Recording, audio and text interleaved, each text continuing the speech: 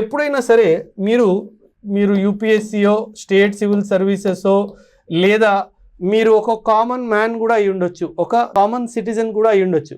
కానీ కొన్ని విషయాలు మీకు తెలియాలి, అంటే కాన్సెప్చువల్గా తెలియాలి. మీరు ఎవరైనా అయి ఉండొచ్చు, మీరు ప్రైవేట్లో సాఫ్ట్వేర్ ఉద్యోగం చేస్తుండొచ్చు, ఎక్కడో స్కూల్లో టీచర్ అయి ఉండొచ్చు. ఇవన్నీ ఒకవేళ మీరు టీచర్ అయి ఉంటే మాత్రం ఖచ్చితంగా ఈ వివరాలన్నీ మీరు మీ పిల్లలకి నేర్పించాలి, స్కూల్ కానీ కాలేజ్ కానీ ఇంకెక్కడైనా సరే. చూడండి, there is a concept called state. మనకి గవర్నమెంట్ అని చెప్పి ఒక పదం తెలుసు, మనకి గవర్నమెంట్ అని చెప్పి ఒక పదం తెలుసు. కానీ గవర్నమెంట్ ఈజ్ నాట్ స్టేట్.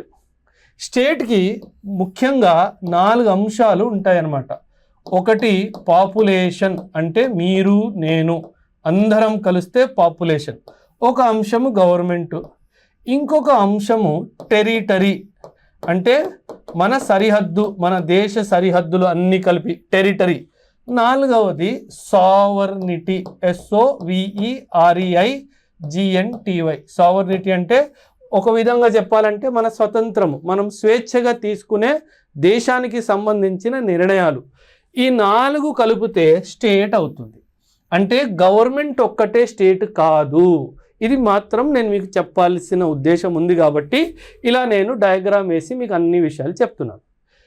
ఈ గవర్నమెంట్ పరిపాలన ఉన్నప్పుడు మన దేశ సావర్నిటీని కాపాడాలి.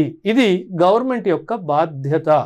ఒకవేళ గవర్నమెంట్ ఈ అంశంలో విఫలమైంది అంటే ఆ గవర్నమెంట్ని తీసేయడంలో తప్పు లేదు. ఎందుకంటే మనము డెమోక్రటిక్ గవర్నమెంట్లో ఉంటున్నాము, అంటే ప్రజారాజ్యం, ప్రజల పరిపాలన. అందుకే డెమోక్రసీ ఏమంటాము?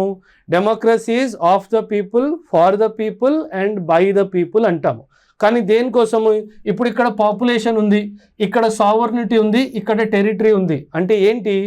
ఈ 3 అంశాల మంచి చెడు చూసుకునే బాధ్యత ఈ యొక్క గవర్నమెంట్ది అని అంశము.